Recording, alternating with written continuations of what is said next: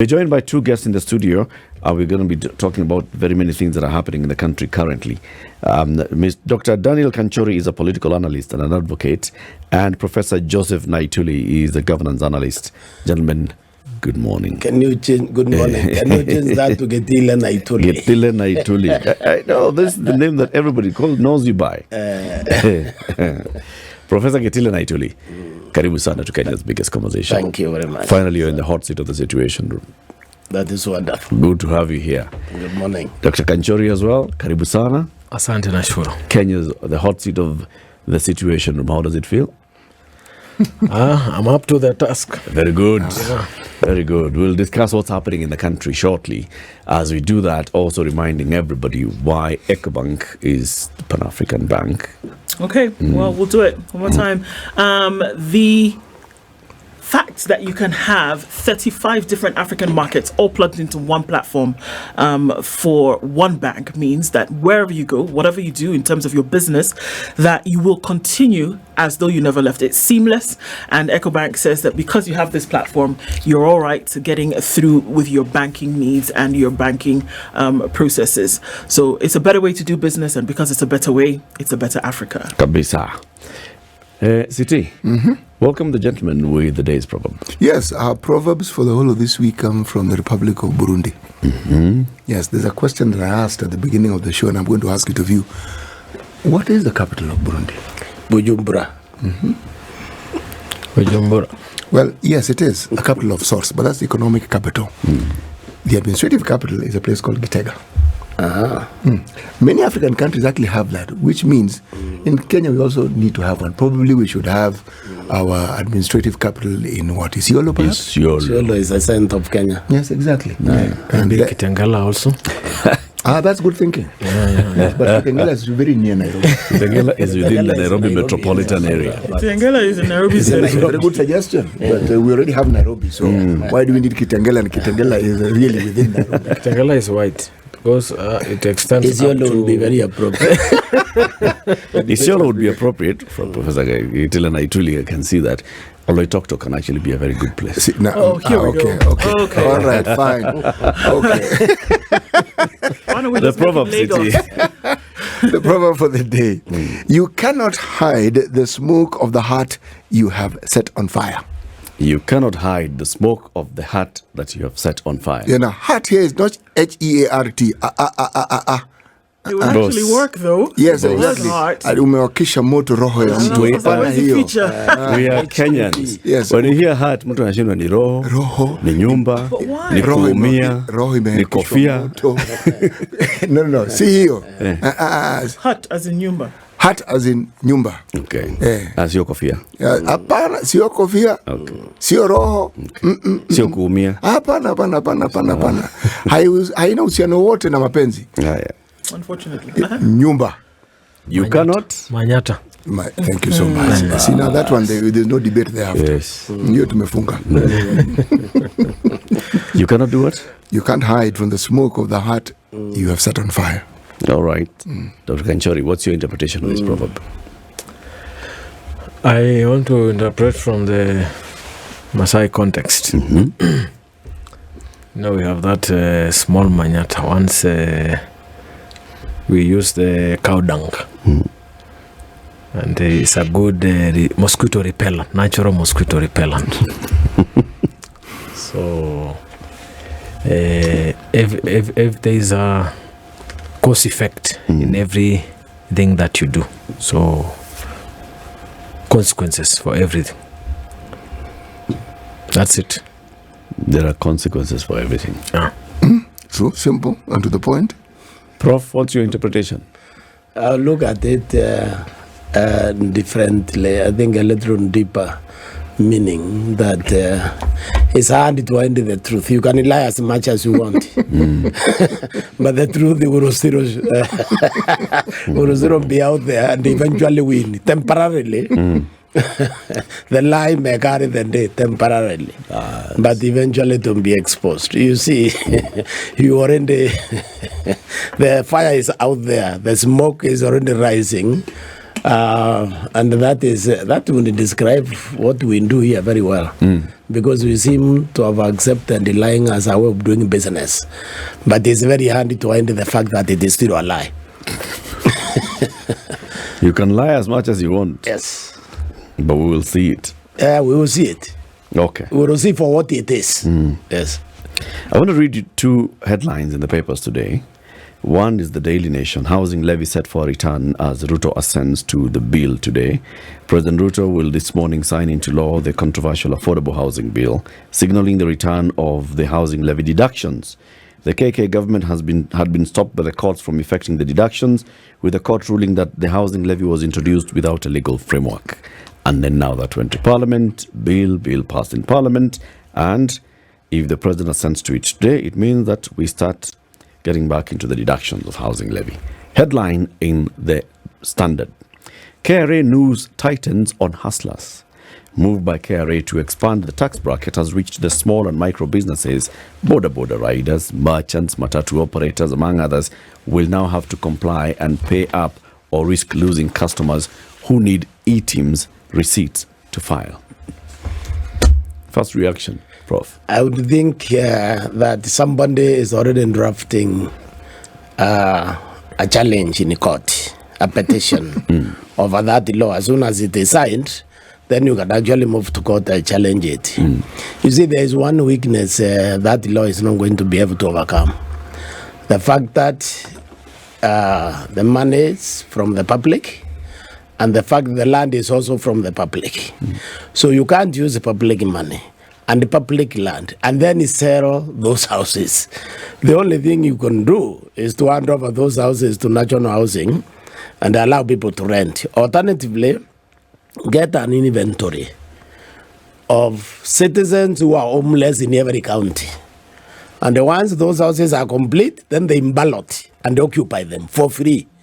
Because you can't sell, there's no logic in selling those houses. But I think what is even more challenging is the fact that you contribute to that as a tax now, because it's a tax, right? But you don't even know who is about to occupy or who qualifies to buy those houses. You have no idea. So this levy, the housing levy, in my opinion, I don't know what is driving it. And I'm not sure that the law, the court referred to, because there is something also happening to our courts, which a bit interesting, that the court declared something illegal and then does not correct it. You see, a court cannot make a declaration in vain. So this thing was declared unconstitutional, and I believe that bill, which is now law, is still, which is now an act, I believe is still unconstitutional because of all the various things that was supposed to create institution. The housing, national housing is still there. It couldn't have surrendered the provision of the housing to that entity. They didn't. Okay, it's still being run by the ministry. So I think there wouldn't be a challenge very soon. But I see the housing in the same light I saw with those employment of Kenya Revenue Authority. The court declared it unconstitutional in violation of Article 232, then together with Article 27, Article 10, and yet it did not nullify the appointment. You see that the court now is playing politics because the law is supposed to be blind. If you find something illegal, it is illegal. End of story. So you can find something illegal and still maintain it. Maintain an illegality. The courts of law were not supposed to do that. They were not created to do that. They were created to pronounce themselves with the finality Or the matter. Wakili Kanchori, what's your view? Thank you. The government is hell-bent to have the housing levy see the light of the day. And from my own observation, this is a surest and easiest way to get money to run what the deputy president says empty coffers of the government. So I think it was a crafty, wise way by the government to get money quickly. Because it's an easy way. Once you have a salary at the end of the month, so it's an automatic way to get money to run the government. And I think... So you don't think the money will go to building houses? Or what do you mean by running government? You know, we are told that they inherited the empty coffers. So I think the people behind the scenes did the government a big favor on this housing levy, because how else was the government going to run? And as you see, after the many court battles there, the president is still upbeat, and I think I don't know if by now he has already signed it, but He signed it, we yes. expect he promised that he's going to do it early this morning. So this was an easy way for government to run, and anybody who was going to challenge this was going to do it in vain. It was unstoppable. And I think this is one of the Kenya Kwanza government policies, that the housing levy, whether the houses are going to be there or not is another thing. But it was for sure the only way to pick the government on its needs. The other thing is the legality of it is neither here or there. We've seen the president yesterday in Kilgoris saying that in their last discussion between him and the Chief Justice, that this was a negotiated thing. So anybody trying to run to court, I think Prof is already overtaken by event. And you saw and you say captured. Are you now telling us? No, what I'm hearing you say is that if I hear you correctly, are you suggesting or interpreting what the president says as meaning that the Chief Justice is the sum total of our judicial system? I'm just reporting the context in which this is happening. And you also saw the former Prime Minister Raila Odinga saying that this is a good thing, that it was also even in their plan. So when you put these two things together, I think something that we just now have to live with it. But let's dissect this thing. I mean, housing, the building of houses, is it a bad thing? No, actually, I support the building of houses, because when you see the Kenyan population, we are told, if you see the statistics, the young generation is almost 50% of the population. These are the people that in the next, more than 50 actually, in the next 10, 15 years they will require housing. So maybe that is the basis for all this. For Prof here, he might not need the house. What makes you think the Prof won't need the house? You have asked a very good question. For the young people, they will soon, it is a crisis actually in waiting. I think the question you asked actually begs an answer. Yes. Whether the question should actually be, whether do we actually need houses? Yes. What is our priority? Is it houses? You walk here today in Nairobi to any of our estates, the advertisements for rental, they are all over the place. Yes. Okay? Now, when you see that, you can also begin to imagine that the rental prices are also affordable. And that is why everyone is trying to attract customers. Question is, this is misdirected energy. Okay? It's a misdirected energy. It's a lazy man's way of trying, like he said, to get money. Now, I don't know whether he's running the government, because first of all, the statement that the government Coffers or empty is a statement for ignorant people, for people who don't know how government works. There is no time the government is going to have money locked somewhere in a safe. Government doesn't have money in a safe.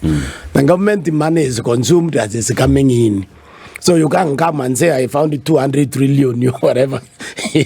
You can't. Now, what should we be talking about it today? We should not be discussing housing. Why not? Because there is nobody living outside. There is nobody who is not living anywhere. Are you sure? We should do that. I'm certain. You're sure? We don't have homeless people. How many do you have in Nairobi? What do you do we define have as- statistics? What do you define as a home, Prof? Well, what I define as a home is a home that a Kenyan owns. Okay, there was a mzee somewhere in the social media who said, Nani anakwao.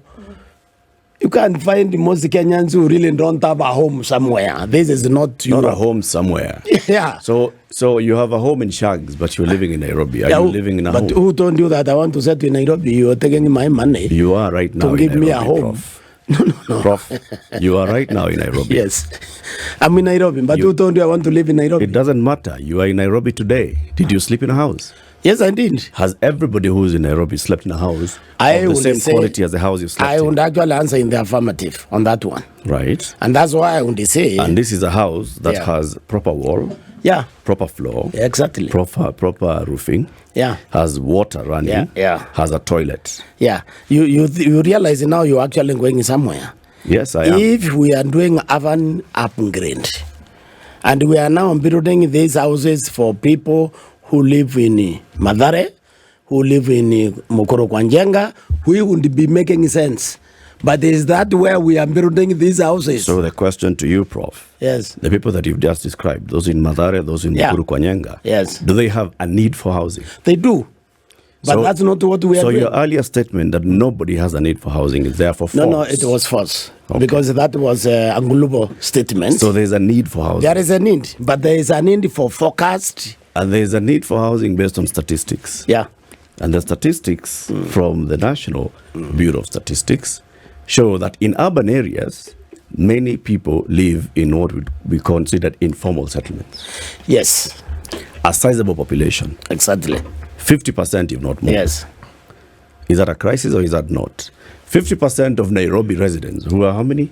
According Question to to statistics, you 4 now. million. Question to you now. We are Yeah. closer to 5 5 million, million. Yeah. So Now- if more than 2 million people, Prof, Yes. live in what is not considered proper housing, Yes. is there a crisis or is there no crisis? I wouldn't call it a crisis, and that's why I would allow the public sector to provide those houses, but not in government. I would rather the public sector provides. Because you see, I saw an advertisement for selling the house, the affordable houses in Nakuru. And I would wish they can remove that label affordable. And the houses were going for 4.3 million. That is exactly what the private sector is selling for the same houses. Can I ask a Okay. question? So we're saying that, first of all, in terms of priority, this is not a priority for government.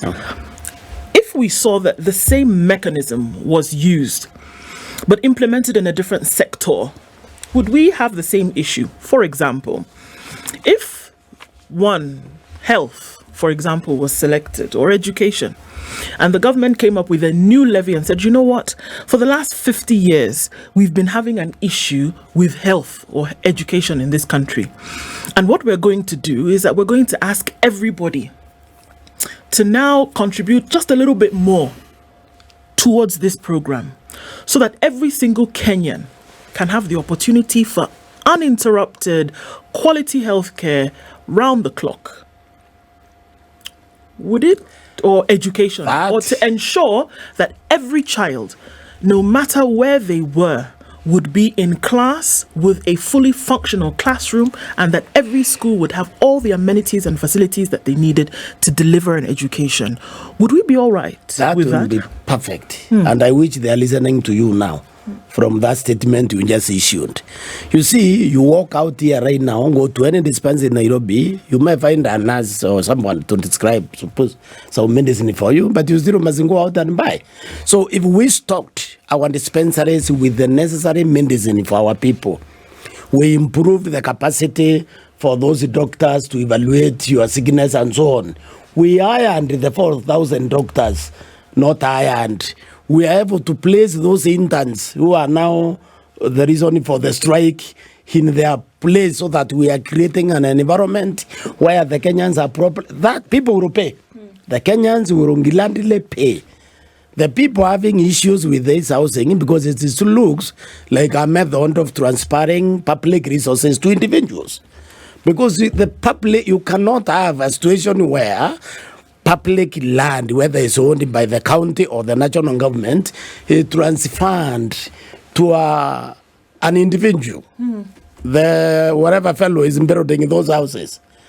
And then use our money to build, and we are getting no benefit. So what you just saying If that is what they are doing, trust me, the Kenyans will probably choose even to sleep hungry for a day and they support the government. And support the government other Kenyans. For the support of other Kenyans. Yes. Because that is a well thought through, that is something that is deliverable, that is something that is even immeasurable. So Kenyans have no problem with the new universal health coverage. I don't think they should have. What they should worry is whether that money will be stolen. And paying to shift. They only should worry whether that money actually will go now to providing health to the people of Kenya. Because our problem also is the elephant in the room is also the corruption. That we collect this money, but that is where the corrupt dip their fingers. Kanchori. When you read our constitution, Article 43(1)(b) actually talks about housing, and it talks about accessible, adequate housing with reasonable sanitation. So it's not just having a room where you get in and get out, but the environment. And I want to give the government the benefit of doubt. If you see other jurisdictions globally, when you visit, I've been in Singapore just the other day, and they say every 8 minutes a 4-bedroom house is completed there. So, and the kind of housing they have built, here in Kenya we have shanties. People just wake up, build a house here and there. But what the government is doing actually is it's not new, only in Kenya. It's something that is happening globally. And housing is actually a crisis in waiting in Kenya, and we don't have to wait to firefight. I think it's good planning, and every government needs to have its plan. We have failed in the past, and the fact that we have not been doing things right in the past, we don't have to wait what our good professor is saying now to put the fire off. No, let's do good planning. We have already seen the statistics. The young generation is more than 50%. They will need housing. We don't need to have, you remember the governor of Nairobi saying that Nairobi is actually soon becoming a slum. Yeah, that is coming from the governor of the capital city of Kenya. So is that not a very unfortunate statement coming from the governor? It's a reality. Sometimes it's unfortunate, but it's a reality. Actually, the reality is in the governor, not so much the housing. He's telling us something that we live with. He's elected to ensure these things cease to be, that there is an improvement. But when he states as a fait accompli that this is the situation, is he telling us he's given up so that we should just accept that the slum-like situation we have in this county and the informal settlements will continue, and that is a matter of reality? And you see again, this affordable housing is not just happening in Nairobi; it's happening across all the counties. In the past we've just been getting everybody coming to Nairobi. That's where you will get housing and all that. Now we are going to have decent houses all over the country, in all the counties. So that's a good thing. We are having a conversation this morning with Dr. Daniel Kanchori. He's a political analyst and an advocate, and Professor Gitile Naituli, who is a governance analyst.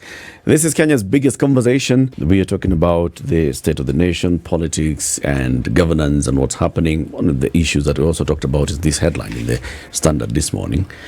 KRA news tightens on hustlers, and basically this is what KRA is now doing with the rollout of the EIMS system, where they say if you'd like to claim something as an expense, we need to see clearly that there was actual expense, whether it's big or small company, whether it's a big supplier or small supplier. So a company that, for example, is doing a lot of claiming of, we spent a lot of money on buying food, on lunch, on this and the other. You need to see the EIMS receipt, which means that the supplier has to give you an EIMS receipt.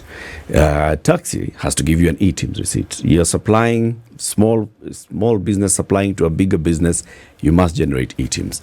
This, KRA says, is widening our tax bracket and being able to net more and more people. Prof, I've seen you in several interviews previously when you're talking about the budget, and they say, the challenge that we have is that it's only a very few people who continuously pay tax, and there's many more people who are outside the tax bracket who are netted. Do you think this is a move that will go in a positive direction, or is it ill-timed? No, it's a ill-advised? good move. It's a good move. I think you need to document transactions in order to be able to appropriately tax.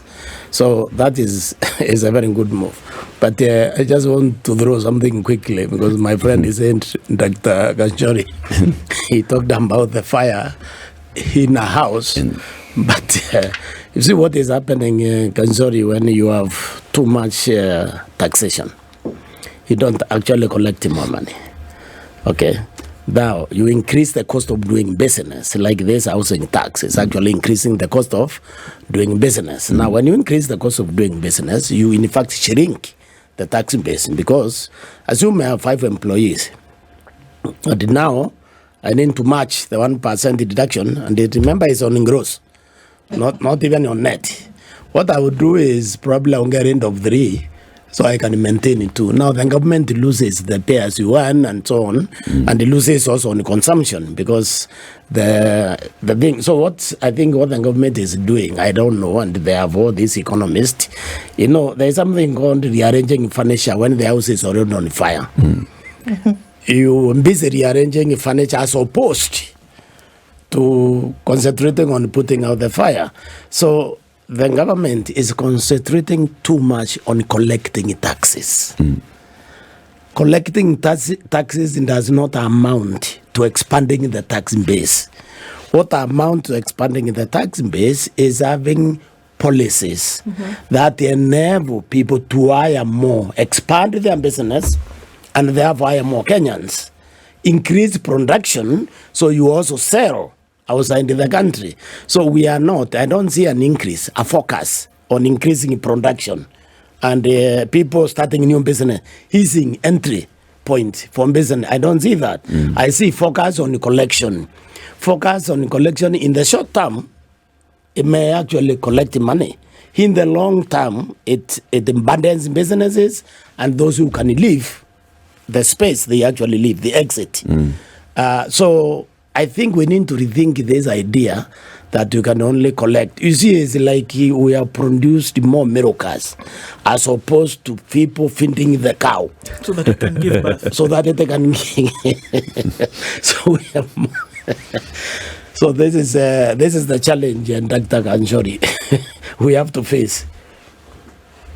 On this electronic tax invoice management system, I think it's a good way to go, but as the good Prof says, the how to do it. You know, you might have a good thing, but how you do it is another thing. So the government needs to, first and foremost, and it's in the constitution, we have what we call public participation. Because when you go to a mamamboga or a farmer of maize and introduce and tell them that now you need to be invoicing all your sales, it is important because we are, in Kenya, there are very few people who are paying tax. The bigger majority who are complaining actually don't pay tax. So we need to expand the tax base. And for example, in my company, when I fuel my car, I need to fuel it in a EIMS compliant fuel supplier, or where I buy. When you come to my office, I'll give you tea or coffee. So I need to buy my tea and coffee from an EIMS compliant seller. So I think these small mamambogas and farmers need to be educated so that they can understand the benefit of this. Because some things don't attract tax. They are not taxed, but they need to formally comply to this system because it generally affects my claim. For example, for my expenses. If you give me, I buy from you, Prof, and you are not EIMS compliant, it means I'm not going to get, it's a loss to me. So I think the government needs to get rid of this military style of making tax look like a punitive thing. People should know that taxation is a worldwide thing. Is a good thing. It helps the government run. It helps the government provide the services. The good professor is saying about the DEDICO and all that. The services. Yeah. Right. Now, do we see the services? That's another thing. So we should not mix things. We should know that. Actually, we're not mixing it at all. Yeah, you're not mixing it. They go together. Yeah, that's what I'm saying. Here we are talking about now the taxation process, but about the transparency, the accountability is another thing, which they go hand in hand. But we should not say because there is corruption, so I'm not going to pay tax. No, then exactly. this and all that. That's exactly what we need to say. You see, the problem is, I can tell you, look, when Kibaki came, suddenly the public was motivated to pay money to the government in terms of taxes. And the tax almost tripled because people trusted that there was less stealing. There was less, corruption is stealing, but we baptize corruption in order to sound a little bit better. So what the Kenyans need to trust their government, that the money they are giving to the government in form of taxes is being applied to serve them. You see, when I was in the university in the US, I shared a room with a Norwegian who was making cakes, fruit cakes. And then they would keep records so accurately for every sale. So I asked the fellow, what all these records, this is your business. Surely. And you are the only person. He said, no, I need to file on my taxes every year. So this person is motivated far away from America to make sure that the Norwegian government can collect the taxes from this person. Because those taxes, when you retire in Norway, you start now earning your full salary without taxes. All the transport is free at your retirement age. The government takes care of you. Okay? So you get, when you go to the road, you are not likely to have potholes. If you go to the hospital, there will be a qualified doctor, properly compensated. There will be a properly paid nurse.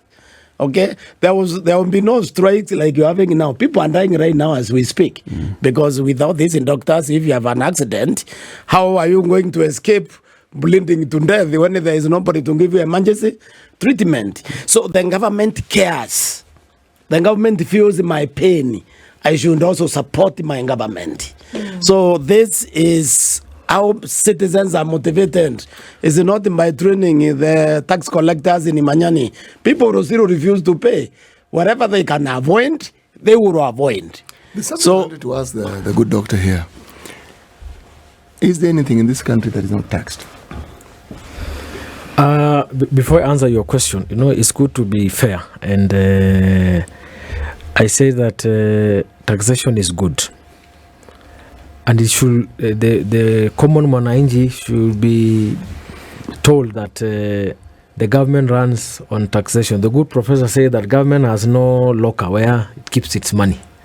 Where does the government get money? It gets money through this taxation. And to be very specific on the EIMS, the electronic tax invoicing management system, the government needs to, how it does it needs to pass the message politely, diplomatically, because as a customer, the taxpayer is actually the government customer. And we always say customer is key. How the government is doing it is a challenge, but it's a good thing. Because in Kenya, there are very few people, a small percentage, almost they say around 8 million Kenyans only pay taxes. The rest of us, 51 or actually, whatever. That's my point. It's not true. Don't pay taxes directly. It's actually not true. Direct tax. Direct tax. Yes, direct tax. But that's where I was going to. You cannot escape tax. No, can't. That's it. You're going to Matatu, you are paying the tax. Yes. You buy something, you're paying the tax, and you have to buy. And this one now talks about the direct tax. There is that indirect and the indirect taxation. But there is something you are saying. How does the government communicate? That's why I say they need to get out the military, which is a challenge with government to communicate. You apply for ID, you get it the following day. Like during Kibaki time, it had gone back to 3 days. The passport. And in gone to 3 days. Believe me, you could get a passport in 1 day. Yeah.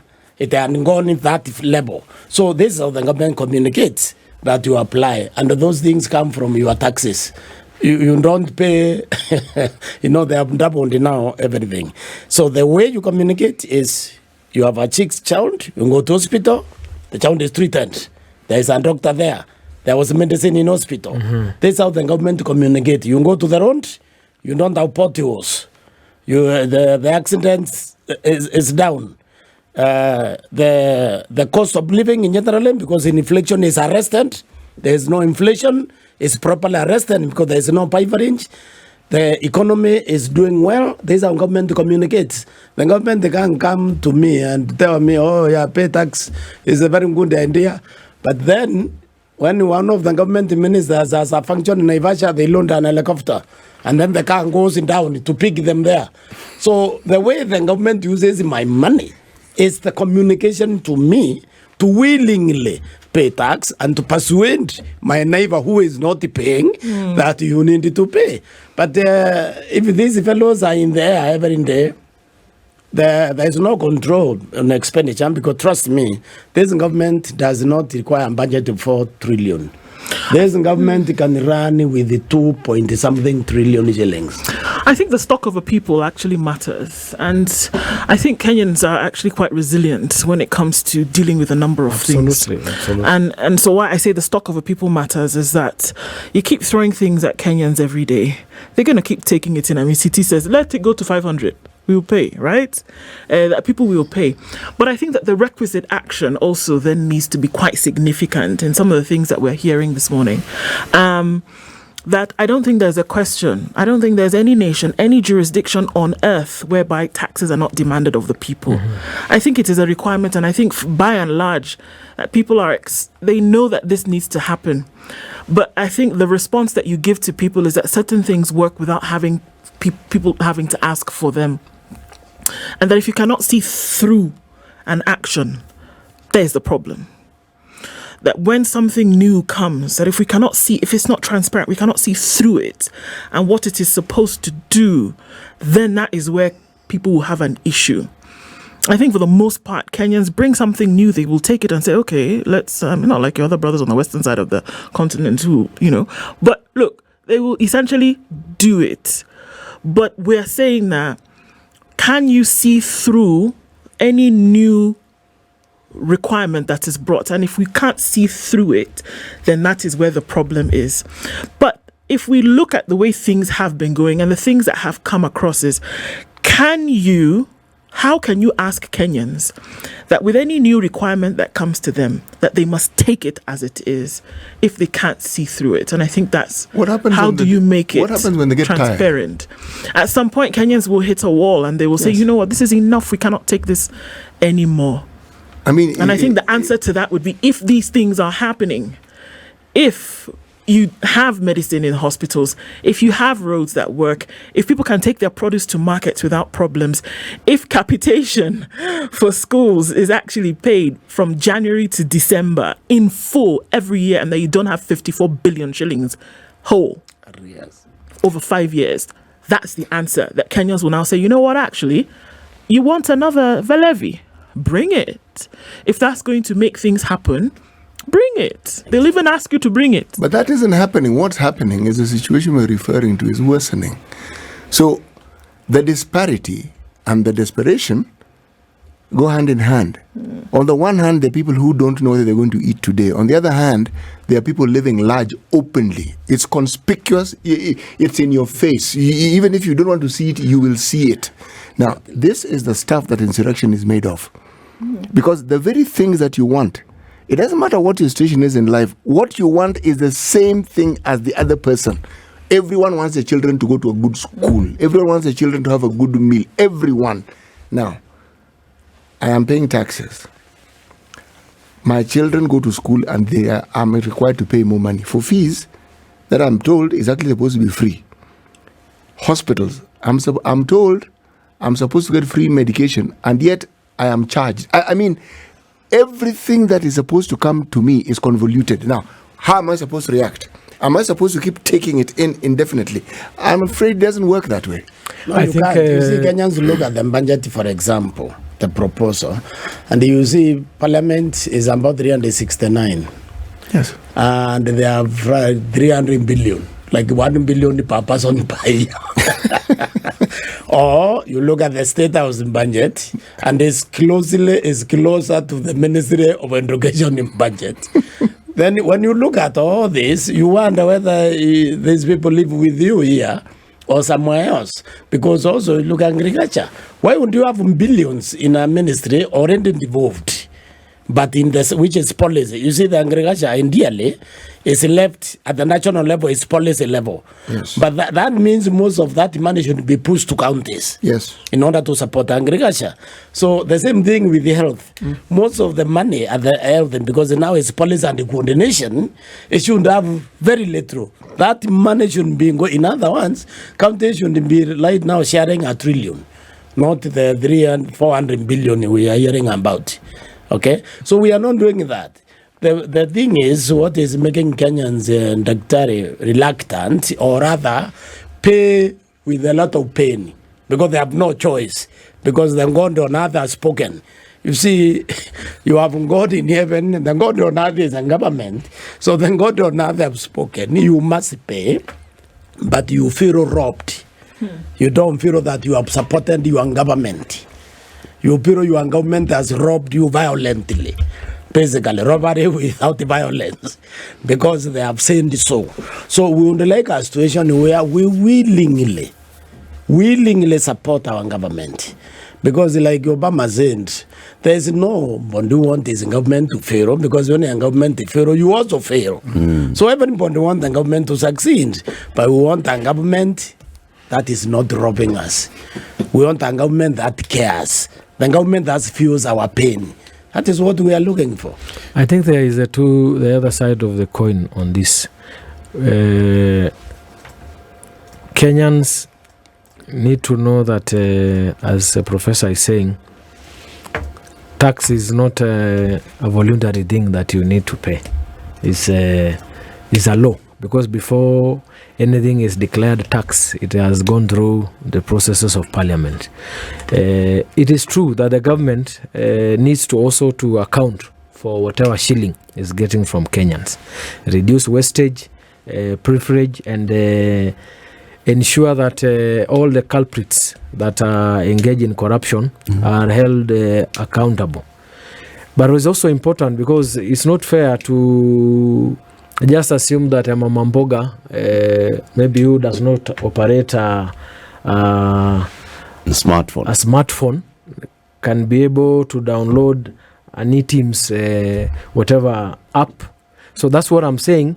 The government needs the KRA or whatever department is responsible to ensure that the people understand what they need to do, because it's important in ensuring that we have good roads, ensuring that we have good hospitals and all that. So as government brings the law to ensure that people pay taxes, it also needs to be accountable, and that is not something to ask for. It is expected. It's expected of them. It's expected what we of say, them. a government should be accountable. Accountable to whom?